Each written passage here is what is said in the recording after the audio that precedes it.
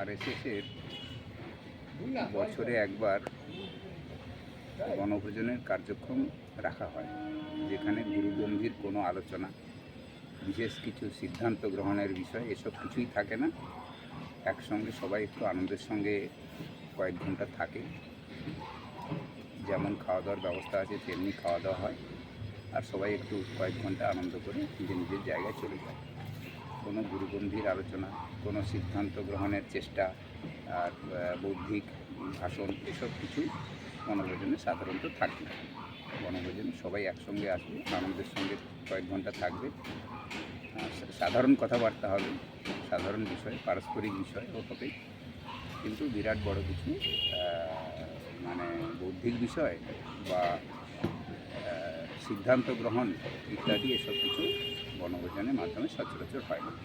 এটাই হলো আরএসএসের বনভোজনের চেষ্টা করা হয় যে একটা সুষ্ঠু জায়গাতে, যেখানে কোনো ডিস্টারবেন্স থাকবে না, একটু পরিবেশ, প্রাকৃতিক পরিবেশ পাওয়া যাবে, এবং বনভোজন করতে গেলে যেসব সুবিধাগুলো দরকার সেই সব সুবিধাগুলো সেখানে আছে।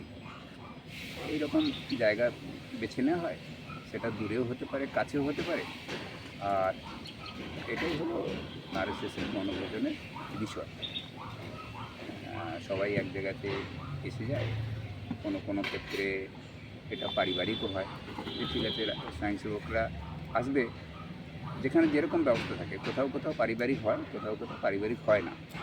পারিবারিক হবে, বাড়ির যাদের যাদের আসা সম্ভব, যাদের নিয়ে আসা সম্ভব তারা এলেন, তাদের সঙ্গে পরিবারের যারা শাখায় আসে না, মানে মায়েরা, বোনেরা ইত্যাদি বা বড়রা যারা আছেন, তারাও তাদের মধ্যে আলাপ হলো, চেনাশোনা হলো, সাধারণ কিছু কথাবার্তা হলো, আর একসঙ্গে খাওয়া দাওয়া করে একটু আনন্দ করে চলে যাওয়া। আর কোনো কোনো সময় শুধু স্বয়ংসেবকরা আসেন, পরিবারকে ডাকা সম্ভব হয়নি বা সেরকম ব্যবস্থা হচ্ছে না, আর সেরকম ক্ষেত্রে সাধারণভাবে শুধু স্বয়ংসেবকরা আসেন, একটু আনন্দের সঙ্গে একটু কথাবার্তা, একসঙ্গে থাকা এবং খাওয়া দাওয়া করে যায়।